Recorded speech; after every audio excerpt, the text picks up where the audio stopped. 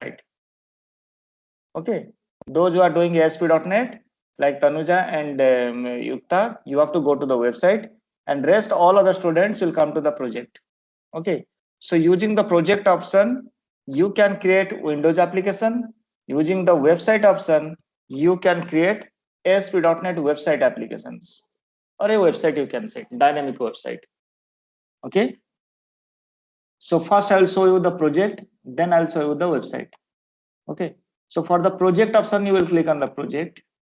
Okay, so here you have to create what? You have to create, say for example, either a console application or a Windows Form applications.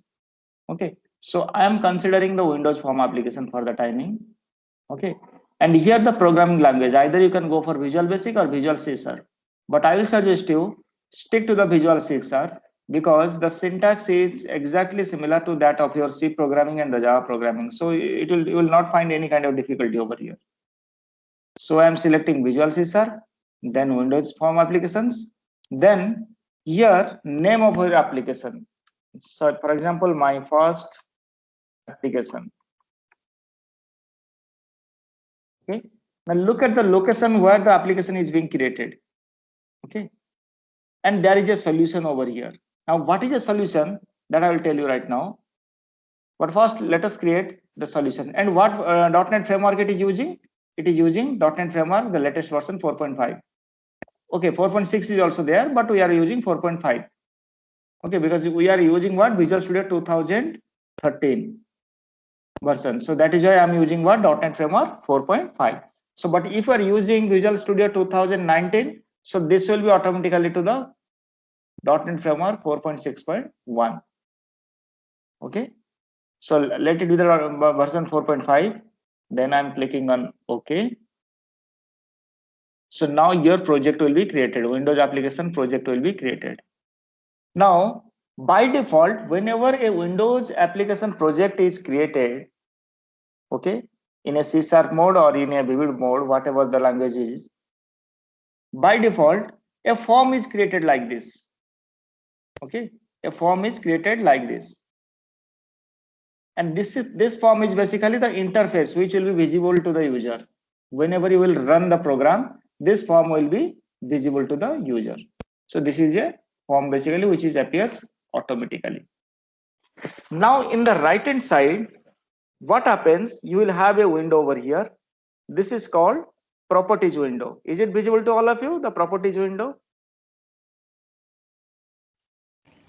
Yes, sir. Okay, so this is the properties window. Now in the left hand side, you have three tabs. One is the server explorer. Okay, second one is the toolbox, third one is the data source. So if you will use any kind of data set over here or database over here, so that is available over here. And in the right hand side, you have another option, that is the solution explorer. Okay, then the team explorer, then the class view explorer. Okay, so we will work with all these options as soon as we will progress with this project. Okay, so for the timing, remember this is a form. Now,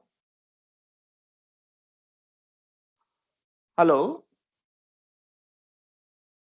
Yes, sir. I'm audible to all of you? Yes, sir. Yes, sir. Okay, now you Yes, see, sir. uh, since .NET is object based programming language or object oriented programming language, so here everything, whatever the items that we will work with, everything is in terms of what? In terms of object. And what is an object? We will say what is an object? It is an instance of class. We used to say instance of a class. What does it mean? Means class is basically a structure, and based on the structure we are creating n number of object. Okay, any number of objects. Okay, so for example, you have a design. First you have a design, and based on the design we used to create different buildings. Okay, so if you'll see a builder, the builder does not create the building directly. What he does basically, first he makes a diagram of the building that he is going to create. Okay, and based on the diagram, they used to create what? They used to create the real world building. So if you'll see that diagram is basically a class, and that building that he has just created, that is the object. So based on the class, the builder can create, or based on the diagram, the builder can create many number of buildings. Okay. So here basically the diagram is the class, and the building is basically what? That is the object. And same thing happens in the .NET environment also. You have many classes, and you are creating objects out of classes. So whatever items that you will deal with in the .NET environment over here, or whatever you are visualizing over here, everything is the object. Remember this thing. And that object belongs to some classes. Okay. Now, so suppose I am going to the notepad, I am opening notepad. Now look at this. Suppose you want to create a class in Java programming language. What syntax that you have to write? Suppose you want to create a class called student. What syntax that you are going to write? Who will say?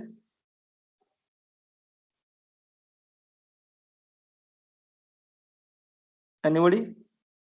I want to create a class called student. What should I write right now? All of you have done the Java program. Yes. So class student. Class student. Then something like this, isn't it? I'm just writing the syntax of the Java programming language. Int roll number, something like this. Okay. String student name, something like this. Am I clear to all of you? Hello. Yes, sir. This is how Yes, a class. sir. This is how a class is created in Java, right? Now I want to create one object of this class. Later on, I want to create one object of this class. Then what should I write?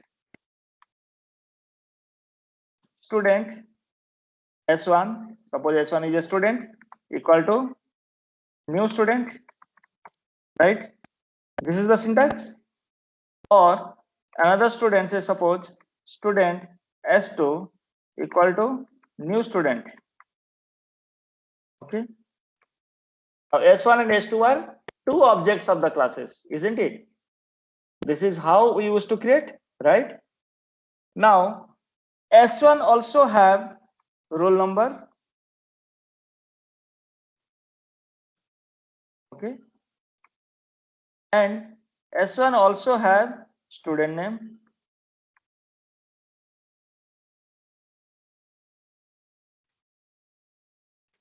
Similarly, S2 also have roll number. And S2 also have student name. Am I clear to all of you? So basically here student is a class. Based on the class you are creating two objects, and each and every object have its own properties. Roll number, S name are the own properties of these objects. Now the roll number and name of S1 is different from S2. Student is a class. Now based on the student class, we are creating many students, and all the students have their own roll number and their own names, isn't it? So here we are creating what? The objects out of a class. So because of this procedure, this way of creating the objects, because of this way of creating the objects out of a class, right? Java programming is called what? Object oriented programming language. Object oriented programming language. On the other hand, here in C#, objects are not created in this way. Yes, of course, you can create objects in this way, but the general practice, objects are not created in this way. Classes are not created in this way. In C#, what happens? You have already some classes. You have already some classes, and the moment you work with these items, automatically the objects are created. Now see, I'm telling you, So here you have a form, right? What is the name of this form? The name of the form is basically the form 1. Is it visible to all of you? Name of this form is the form 1. Is it visible to all of you? Yes, sir. Okay. Now this form 1 is belongs to which class? Form class. This form 1 is belongs to which class? The form class. Am I clear to all of you? Similarly, from the toolbox, I am dragging and dropping a button. Here a button I am creating. The moment I am creating a button, then one object, button 1 is created. And this button 1 object is belongs to which class? Button class. I am not writing in this way. You see, I am not writing in this way. Button B1 equal to new buttons. I am not writing in this way. Are you getting my point? What it is happening, the moment I am just dragging and dropping a button onto the form, immediately the object is created, and that is belongs to which class? The button class. Are you getting my point or not? Objects are created instantly the moment you drag and drop in CSAR basically. That is the reason instead of object oriented programming language, CSAR is known as what? Object based programming language, or you can say object based event driven programming language. I will explain you in detail what is event driven, but remember this thing, like it is the object based programming language. Why it is object based? Because you are not creating the object by explicitly writing the syntax. What you are doing, you are simply dragging and dropping, and the objects are automatically created. Okay, now you see here S1 is the object of the class students, right? S2 is the object of the class called students. Now you tell me, what are the properties of the S1 and what are the properties of S2? Who will say? What are the properties of the S1 and what are the properties of S2? Who will say?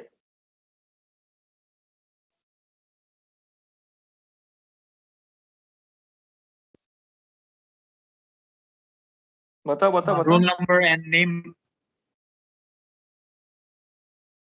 Roll number and names are the properties of S1, and same roll number and name are the properties of S2, right? And similarly over here, the moment you drag and drop a button, the button object is created, and name of the button is what? Button 1. And this object is belongs to which class? The button class. And these are the properties. Whatever you are seeing in this properties window, all these properties are belongs to which object? The button 1 object. Okay, the button 1 object.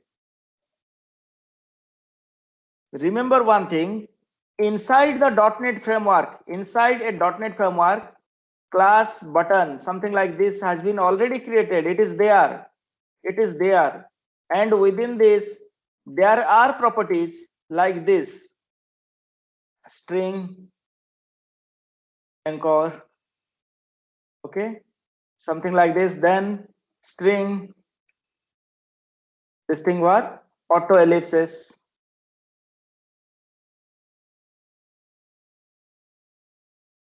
Then next, string, your back color. These kind of properties are already there, exist within the button class. So, but the moment you are creating a button, say button 1, automatically these properties are available to the button 1. Okay. So this is basically the properties window. The moment you create an object, the properties window reflects the properties of the concern object. The moment you select the form, properties window represents the properties of the form. When you select the button, the properties window represents what? The properties of the button. Am I clear to all of you? Hello? Yes, Any doubts? Any doubts? Yes, sir. Okay. Now, apart from this, there is This is basically the design view. This is basically the design view. And this is an object I've created. Let us create another object. Toolbox, button. Look at this. This is another object. This button is also belongs to the button class. You see, button 1 is also belongs to the button class. Now I'm changing the background color of the button 1. You see, button 1 background color is changing. See, look at this. The background color has been changed. Now, but button 2's background color has not been changed because I'm changing the properties of the button 1, not the button 2. I'm changing the properties of button 1, not the button 2. Am I clear to all of you?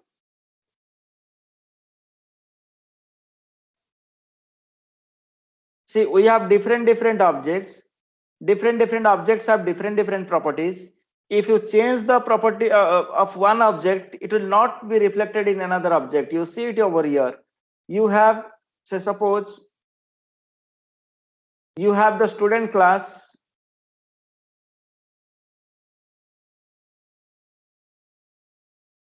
You have the student class, and we say, suppose you have the roll number is a property. Okay, then here, if we create the object of the student class,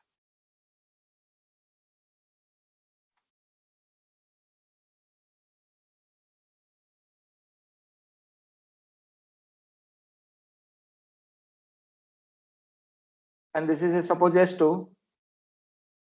If I will create the values for S1 dot roll number equal to, say, suppose 12, it doesn't mean the S2's roll number will also be 12. No, you are creating the values for the S1, so it will not be reflected in the S2.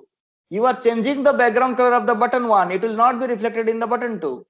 Like this, you are changing the background color of the button 1, it will not be reflected in the button 2. Oh, it's obvious. So this is basically one object, this is another object. We may have another object, say, for example, say, suppose a text box.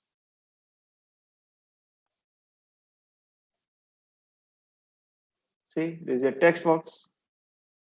Okay, am I clear to all of you? So now you have a project having two buttons and a text box. All these are basically the objects. This is how internally the .NET works. Now suppose you want to run this project. What you will do? Either press F5 from the keyboard or you click on this button. Okay, or you click on this button, the start button. So it will be compiled, and here is the output. This is the output. So this was the design. The left side was the design, or this is the output. Okay, so here in the text box you can type values. Okay, you can hit the submit button for some task. Okay, so this is basically the output. Now the moment you close it, the project will be end, or you can stop the project from here. Stop. Again you want to run, start. Okay, again you want to stop. Okay, but remember one thing, here you are able to move the buttons, you are able to move the text box, but the moment you start it and the project is executing, it is in the execution state, you cannot move it out. See, you cannot move it out. It will not be changed. The position of the object will not be changed because it is in the running state. Okay, first you have to stop it, then you can move. Okay, am I clear to all of you? Hello. Yes, sir. If you have any doubt, instantly you just ask me. Do not stay quiet. Okay, so this is the form control. Now you have properties over here. So suppose I will change the background color of the form.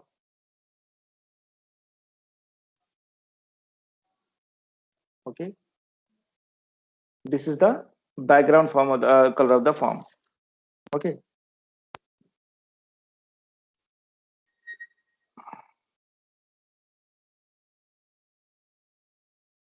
Now there is another properties. So these are basically the different properties of the form. Now there is another properties. I'm selecting the form. You see there is another property called is MDI container. It is asking is MDI container. You see is MDI container. What is an MDI? MDI basically multiple document interface. Multiple document interface means a document that holds other documents. Okay, a documents that holds other documents. So now before coming to this, I'll discuss something over here. You see in .NET, this is the toolbox and you have all this set of controls. All this set of controls are there where you will work it on those controls for certain kind of outputs. So for example, the text box provide the way to enter values to the project, right? Button control is used for certain kind of events, some click event. Okay, button controls are used for some kind of events. So there are many controls, but all these controls are classified into two groups. Remember, all these controls are classified into two groups. One is basically what? The container control. Okay, container control. Second one is basically what? The traditional controls, or you can say the traditional controls or the container controls. What is a traditional control? Traditional control is basically a button control, text box, all these are the traditional controls. So what is a container control? Container control is a control which holds other control, which holds other control. Just a minute. Answer.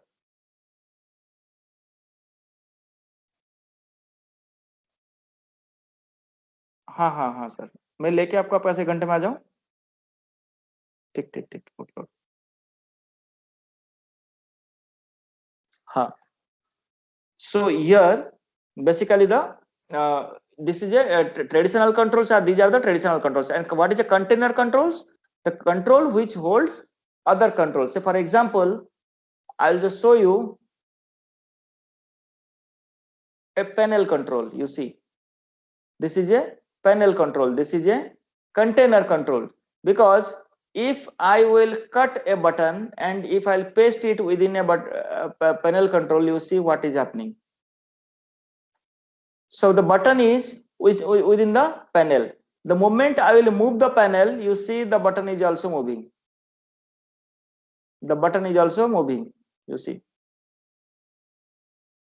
because the panel holds other controls, the button controls. Therefore, the panel control is a container control, but whereas the text box or the buttons, all these are basically what? The traditional controls.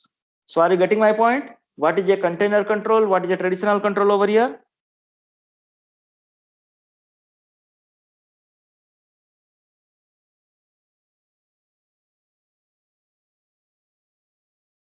I am expecting an answer from all of you.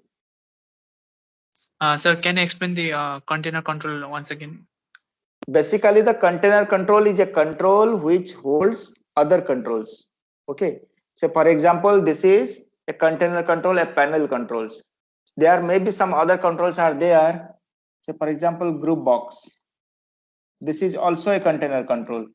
If I put a text box within it, you see,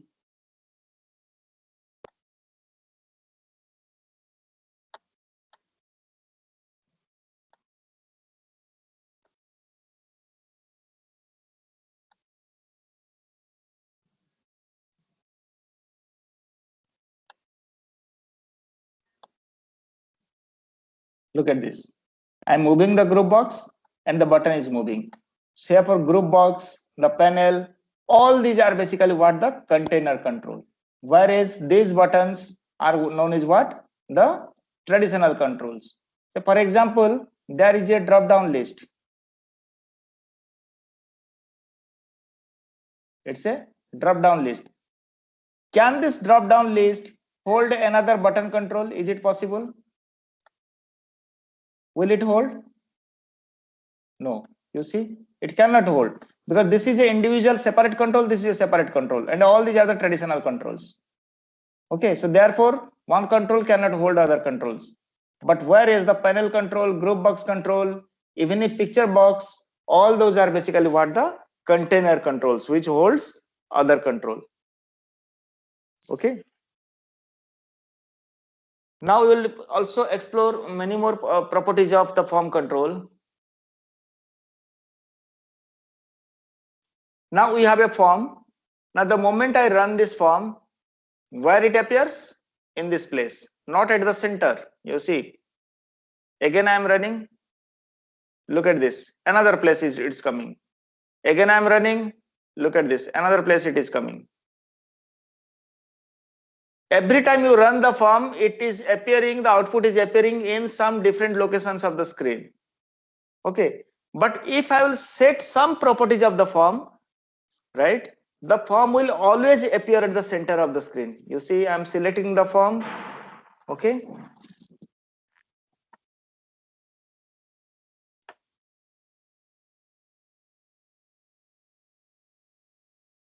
Startup position.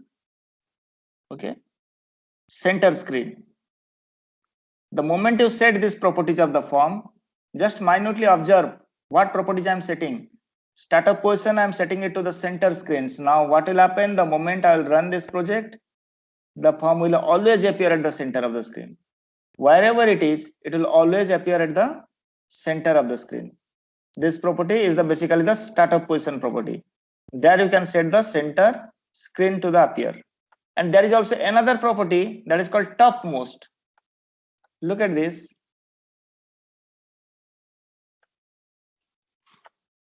I'm running this program. The form is appearing over here. Okay. The moment I will open the notepad, the notepad is also opening above the form. Above the form. Now look at this thing. I'm setting the properties to the topmost. True. I'm running it. Opening the notepad. See, whatever application you will open, this form will be always on the top. You open the Word file. See, still it is on the form is on the front side. So that property is basically what? The topmost. Okay, by default it is false. If you set it to true, this thing will appear. Similarly, the text property. You see, text property I am setting, say suppose student management. Look at this position it will change. In the form, you just observe it over here. I am written in the text property, that is the student management. It will also appear over here, the student management, you see. Okay. Then next thing is the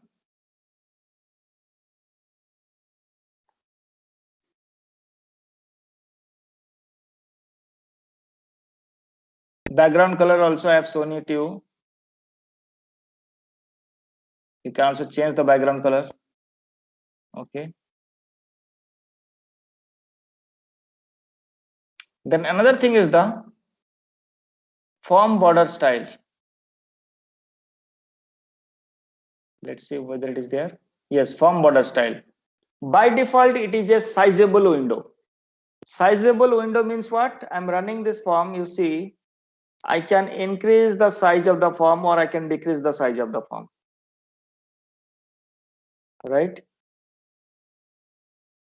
I can increase the size of the form. I can also decrease the size of the form. Okay. Form border style. What is the form border style? Sizable. But if I will set it to the fixed tool window, you see. Okay. I cannot increase the size. And also there is the no maximize button, no minimize button. You see. I cannot change the size of the form. It is just like a dialog box. Okay. Form border style, if I set it to the sizable. Okay. So there is a minimize button and maximize button. So using this, you can also change the size of the form in this way. Okay. Or you can also maximize, or you can also restore in this way. Am I clear to all of you? If it is the sizable, but if it is fixed tool window, the size of the form cannot be changed. Okay. Apart from this, You have another option is also the minimize button and the maximize button. You see whether it is there or not. Minimize box. I am making it to the false. Look at this. The minimize box will disappear over here. Okay, this is gone. Then maximize. Gone. Minimize and maximize. Both are gone. Now the form is similar to your fixed tool window. But the difference is that since still it looks like a form, this thing fixed tool window, but you can also change the size of the form. Okay, this is possible.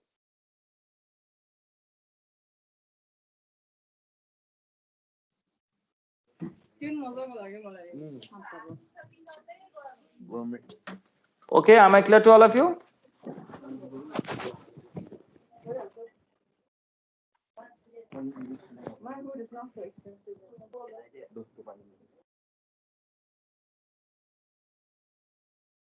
Am I clear to all of you?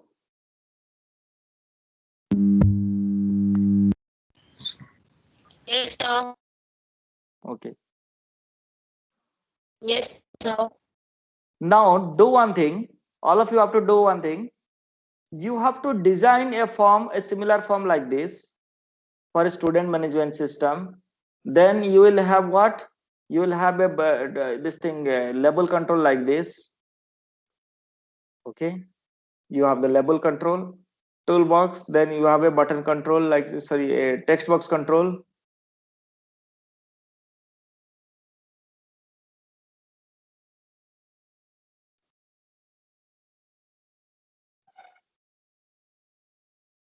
Text box control is there. Okay, so here you have to write what? Write the label control properties. So in the text property, what you will mention is basically the registration number,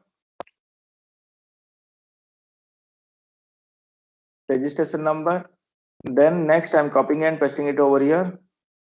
Then you have to mention what? The name of the students,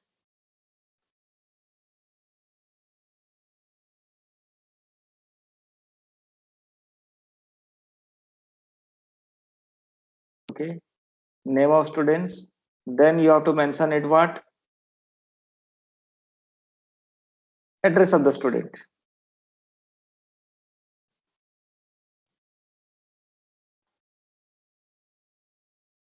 Okay, I want to change the size of this text box. I'm just increasing the size, width, but I do not have any option to increase the height of the text box. Address, I want a bit larger text box, isn't it? But there is no such options over here. I can change it through the properties window. I will select the text box. Then there is an option called multi-line. By default, it is false. I'll make it to true. Look at this. Now I can increase the size of the text box. Okay, now it can accept multiple line. If I run it, you see the output. Here only one line is possible. Here one line is possible, but here multiple line is possible. Look at this. So I have the address text box. Okay, then next is basically the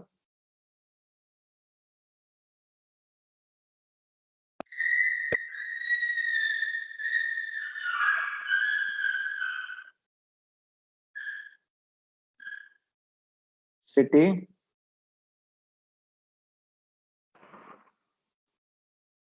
Okay, and next is basically the state.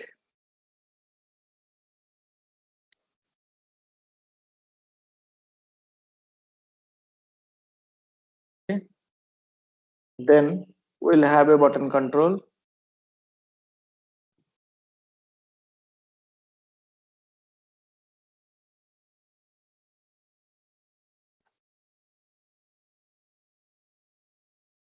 Save. Changing the size of the form, something like this. So you have a uniform design. Now your task is basically you have to create a form similar to this. Okay, similar to this. Now the moment you click on the save button, so whatever you have entered over here, okay, it should appear at the bottom of the page. it should appear at the bottom of the page. Okay. So suppose I am drawing a line over here. Suppose I am taking a label. Okay, the label is the best thing. Look at the thing, what properties I am setting. I have selected the label. Okay, then auto size property is there. I will change, by default it is true. I will make it false so that I can increase the size of the label, something like this. I'll change the text value to 0, and I'll also reduce the size of the label to this.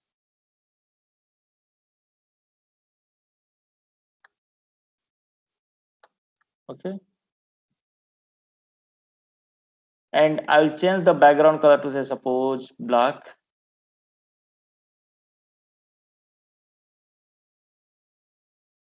Okay, so below this I will enter what over here during the running of the program. I will enter your registration number, say suppose like this. Okay, so here Deepak, and here some address. Okay, and I will write the city over here, Sikkim. The moment I'll click on the save button, all these information should appear at the bottom of this page, at the bottom of this location. Try to do it, whether you can do it or not. Just try it. If you are able to do it, then submit it to the team itself. And if you are not able to do it, you ask me again. I will explain it once more how to do this thing. Okay, this is your today's assignment. I want the assignment by 6 p.m. today. Right? Any doubt in this?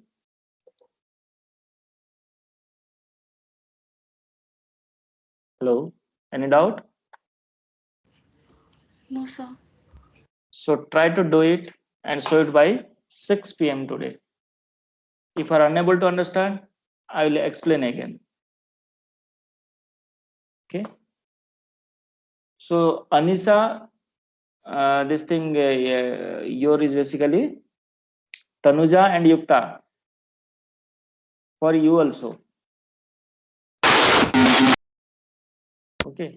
So I am creating a folder over here, and I'm adding these three students, Anisa and this thing Tanuja and Yukta, to this team so that they can post their assignments over here in the team itself. Okay. Anyway, I have taken the attendance already. For today, this much is enough. Okay. So all of you can exit right now. Thank you, sir. Okay. Thank you, sir.